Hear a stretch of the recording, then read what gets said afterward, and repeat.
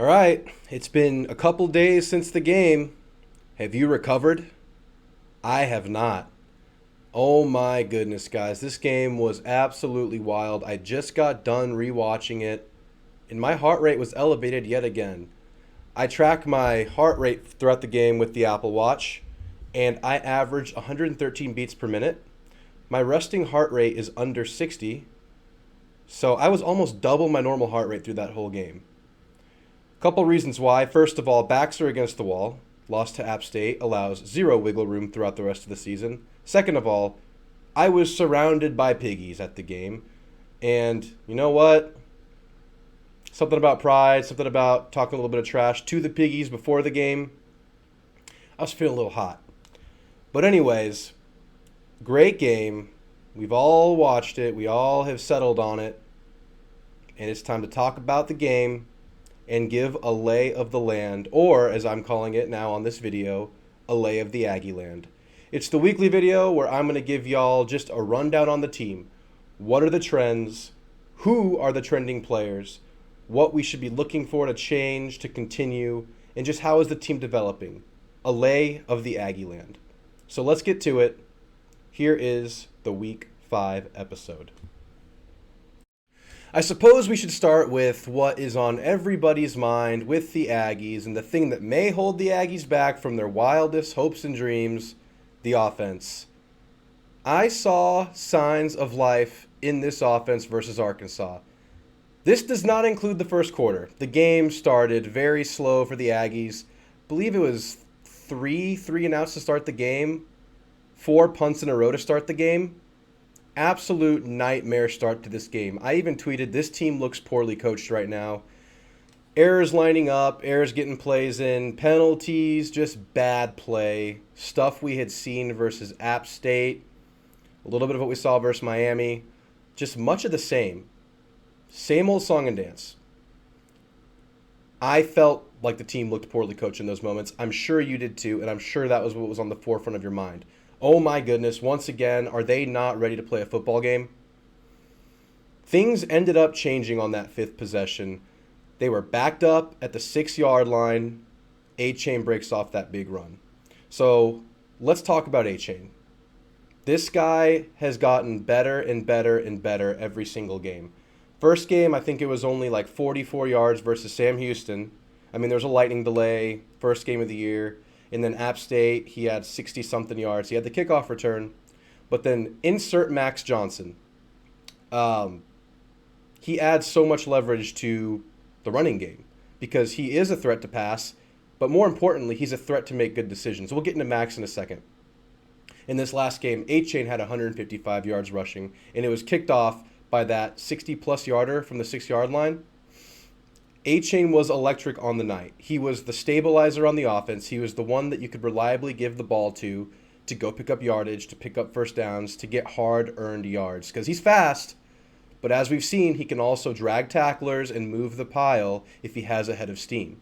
A-Chain's not a one-trick pony. We all know what he can do. Breaks tackles, moves the pile.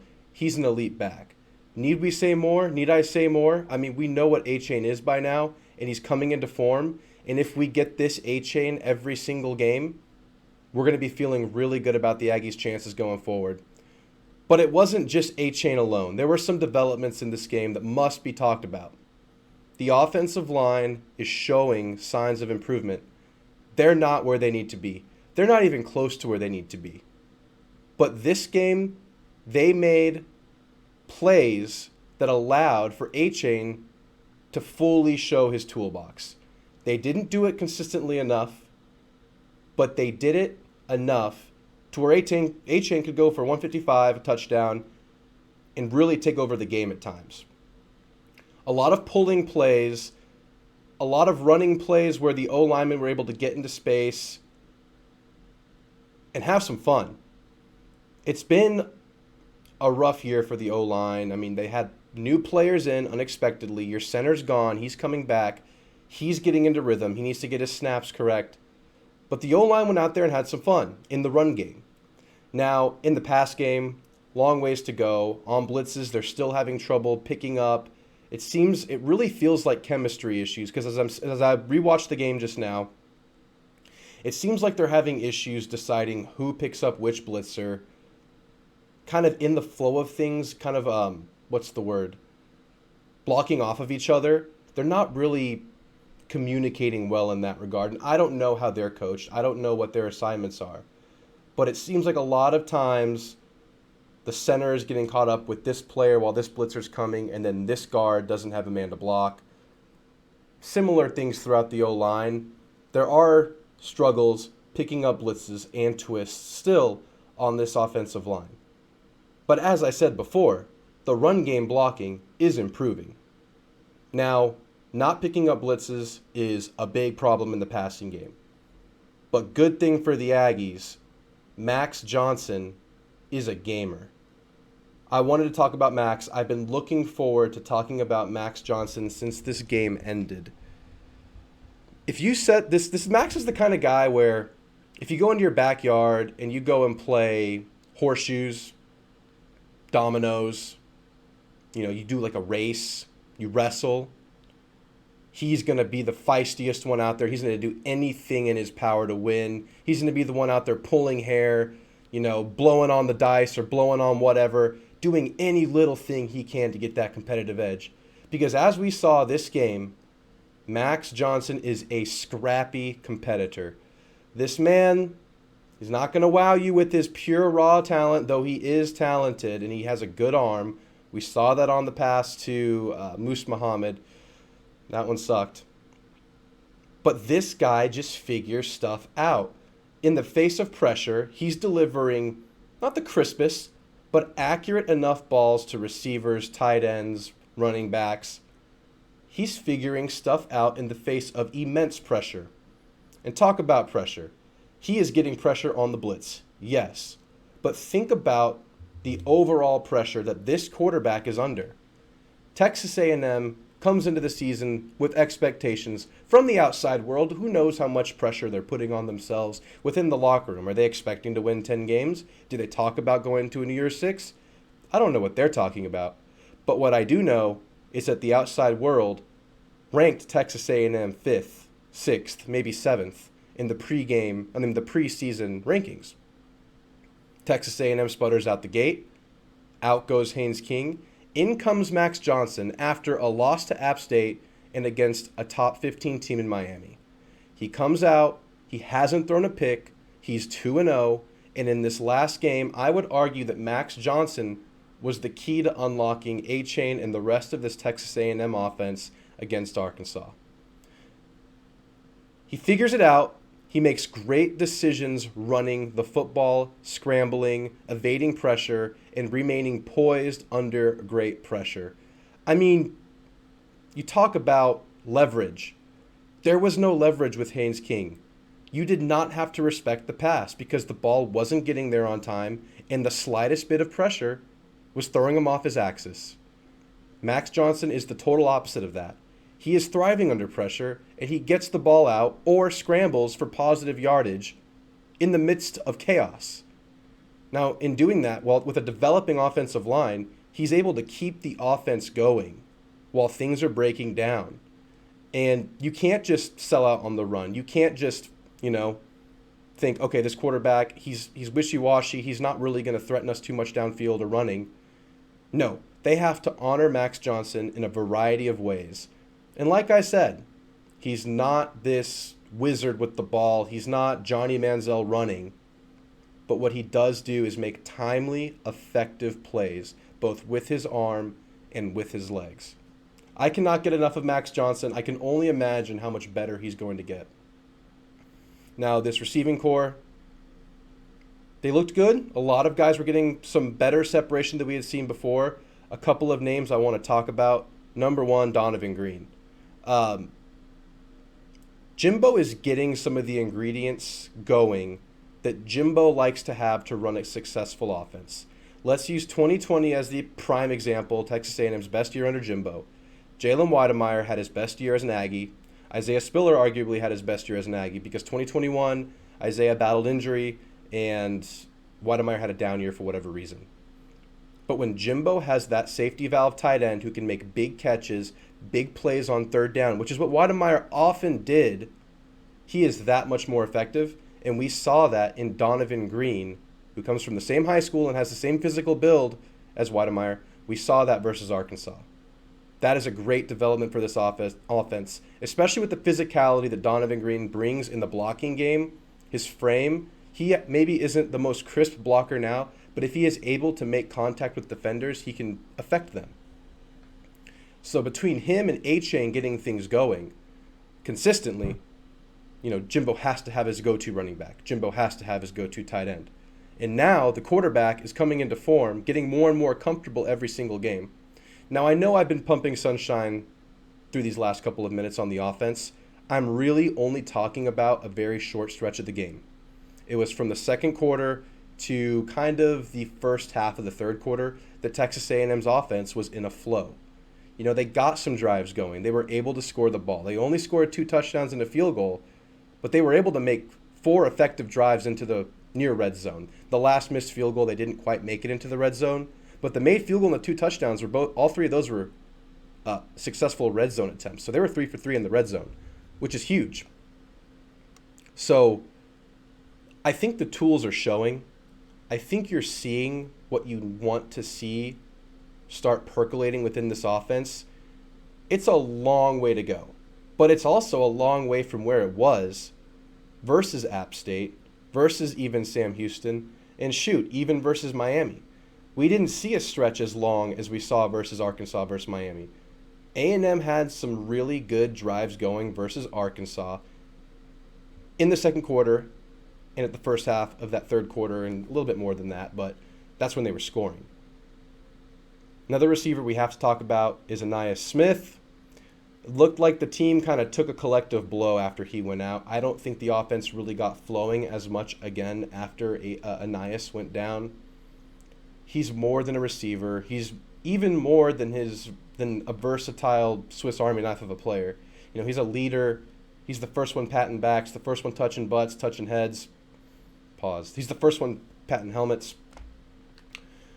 Ainias was the guy. He was the on-field coach, as much as one can be in college, and he was a rah-rah guy as well. He will be dearly missed. Who steps up? Who's next one up? Because we didn't have someone step right up afterwards. Yul Keith has shown some flashes this season.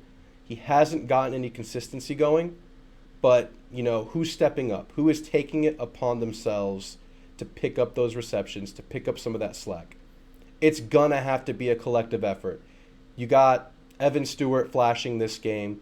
You had Yul Keith with a reception. You have Donovan Green grabbing clutch third down balls. You lose a big weapon, but collectively, who's stepping up? That's the biggest offensive question, in my opinion, going forward, besides the continued improvement, which is so huge. So versus Mississippi State, who has a great defense. Once again, we're playing against a good defense. How is this going to look? I'll do a Mississippi State preview later this week, but for now, we're just talking about the Aggies coming off the most recent game, the trends of that. Who else did I miss on the offense? I think that's everybody. I can't get over how fun Max Johnson is to watch. Knock on wood. As I say this, my desk is made of wood. Y'all, knock on some wood. 0 turnovers thus far. 0 turnovers overall since Max became the quarterback, including lost fumbles. Is that right? I think that's right. Correct me if I'm wrong. 0 turnovers. That's huge, especially with the developing offense and a defense that is good, but still finding their way. So let's transition. Defense. The 3-man front. Let's talk about it. I went to the game with my dad. And I don't cuss around my dad. I usually don't. The 3-man front made me cuss around my dad a lot. I didn't understand it in the moment. I didn't want to see it because we heard all week and we've known Arkansas, great running team. Zone read, big physical quarterback, good running back and some good depth behind him. They got Hornsby and other guys who can get it in trick plays. They're a big running team.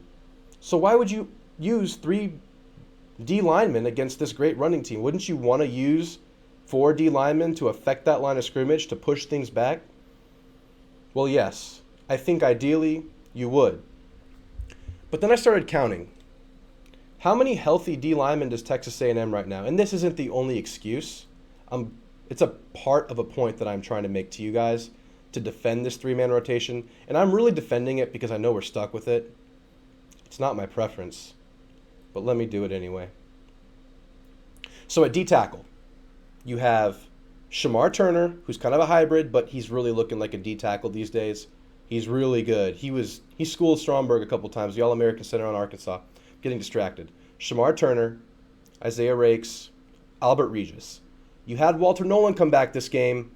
He's kind of banged up. He's also very inexperienced. How much can you rely on him? That's 4 D tackles. There are 2 deep tackle spots on a 4-man front. Now on the edge, where you're really shorthanded, you have Shamar Stewart, Anthony Lucas, LT Overton, and Fadil Diggs. Adelie's out. Eni White is out. At D tackle, McKinley Jackson is out. Gabriel Brownlow-Dindy is out. So you really only have 4 players at the edge and at the D tackle, many of which are extremely, extremely young and inexperienced, although they have all the talent in the world. LT Overton's 17 years old. I mean, he goes out there, he's good for a flash, but can you really rely on him consistently throughout a game? Eventually you will, and he'll be a superstar. But right now, I mean, he's a guy you put in to give someone else a blow. You can't rely on these guys yet. Maybe in a couple months you can, especially with a 17-year-old. So, I mean, you really only have 8 guys for that D-line right now, and you could go 4-man front. But I think what they're thinking is, you know what? We have so much experience at DB. We have so many veteran leaders at DB. We have depth that is already gaining experience, and we don't have to play as many freshmen there, although they are playing freshmen there. You are also very light at linebacker right now, so you can't play 3 linebackers. Now, while Chris Russell absolutely flashed this game, and we know what Coop is, there's still fitting issues by these linebackers. They're still getting caught up in the trenches and not necessarily fitting where they need to be. We saw that a lot this game, where KJ was able to leak out of one side of the line because both linebackers were fitting on the other side. Not sure of what they're assigned to do, but it seemed wrong. I think they're using the speed and the sure tackling nature of some of these DBs to affect the run game. And I don't think it's necessarily the preferred thing to do, but given the personnel, I think it's the route they're taking. You know, you have Antonio Johnson and Damani Richardson, which are as secure tacklers as you will ever see and as physical players as you will ever see at DB in college. Those 2 guys are extremely stout. And then you take your 2 edge corners, Brian George and Jalen Jones. I mean, you can't name a better tackling duo of corners in the country, not that I know of. I mean, these guys can affect the run. These guys have proven to be able to take down running backs. We saw that versus Miami. We saw that versus Arkansas at times. Brian George was able to take down their running backs. And then you have developing players like Jordan Gilbert and Tyreek Chappelle, and this is where things kind of get sketchy when these guys are kind of the ones that have to get pulled in and affect the run game because those guys are so easily blocked and washed out. But you do make up for that with speed and athleticism across the field. So overall, I believe the injuries, lack of experienced players in the box are why A&M is electing to go 6 DBs out there, because they prefer to just get these guys that they know what they have with out there on the field who have all that experience. Because behind that, now you have Miles Jones back, who did have a busted play this game, but Miles Jones is going to be in the rotation now, backing up these guys. You have Moten, and then you have the 2 freshmen, Denver Harris and Jacoby Matthews, who we saw a lot of last game. You can still get Smoke Bowie out there. You can still get other guys out there. But you can get 6 guys with a lot of experience out there with the 3-man front, 2 linebacker deal. I don't think it's ideal, and I don't know if it'll stay like that the whole year. But I think personnel-wise, it does make sense with Adelie, McKinley, Eni White, and Gabriel Brownlow-Dindy all out right now. You get those 4 back, you have a 12-man rotation at D-line, and we know Adelie can be relied on every play. We know McKinley Jackson is probably the best D-lineman, although Shamar Turner, as I mentioned before, seriously flashed this last game, and look for him to continue doing big things. He was throwing Stromberg around. And Walter Nolan, He was coming off of a foot injury. Who knows how healthy he was? I saw him kind of getting frustrated a couple times in the game. I will say, on that last drive where they missed when the oink doink happened, that last drive, remember the dropped snap that made them lose the yardage and pushed the kick farther back? Well, interesting little tidbit here. It's not really a huge factor, but I think it is a factor nonetheless. Walter Nolan was in the game at that time going up against Stromberg. Nolan was the one matched up against him, and Stromberg was giving him the business at times. But Nolan, he's just a beast. He's raw. He's super strong and explosive. He just gets in there and he eats up a couple of blockers every now and then. And he was doing that with Stromberg and the guard. He was going in there, attacking, and he was getting a little bit mouthy with Stromberg. They were going back and forth. Remember the play? You've probably seen it on social media where Stromberg kind of holds on to Nolan and Nolan kind of puts his hands up while he's getting held on to. Well, that play happened, and then Stromberg pancaked Nolan at the line, but it was kind of like it's a savvy O-line move where you get bull rushed and you're kind of getting pushed back, so you just kind of go down with the D tackle. It was kind of one of those things that he did with Nolan, and they start jawing at each other, and they're yapping back and forth. And the very next play, Stromberg throws a bad snap and pushes that field goal back 6-7 yards. But he snaps the ball, and he's right on Nolan. So I think the jawing and just the physical nature of their battle kind of maybe, perhaps, threw Stromberg off his game enough to lose focus enough to throw a bad snap. And, I'm speculating. I don't know. I like to believe it. But go watch it. It's kind of interesting. You'll see them jawing, and then you'll see him snap, and then he's right on to Nolan, which is his assignment. But, maybe he's trying to get vengeance. Maybe he's trying to, big boy him. He's trying to, show him up. I don't know. It was a fun thing to watch. I mentioned Chris Russell having a career game. Many tackles this game. He was all over the place. Him, Shamar Turner, of course, Antonio Johnson, I think he had 13 tackles this game. Fadil Diggs at times. They all flashed. But it's no secret that the D-line is not getting enough pressure on the quarterback. You want to see more pressure. They're not really getting it. I know it's only a three-man front, but they're often blitzing. They were spying a lot this game, although not super successfully. I think there were some discipline problems with lanes and the spy this game. I'm not a huge defensive guy as much as I am an offensive guy. I played O-line. But it looked like there were some discipline problems in their gaps, in their assignments, holding their water.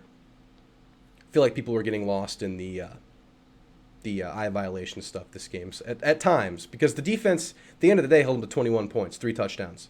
I mean, it was almost 28. You had the fortuitous event where KJ dives from the 5-yard line, or 4-yard line, which was obviously ill-advised. Took huge advantage of it.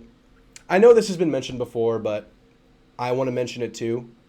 How big of a play that was by Damani to go and grab that ball and go for the touchdown. Because at that time, you only had one successful drive on the offense. And who knows if you get the ball at like the 15 or whatever it was, if you even get past the 15. You may be 3-and-outing and punting right there with how many penalties and issues there were. You don't know.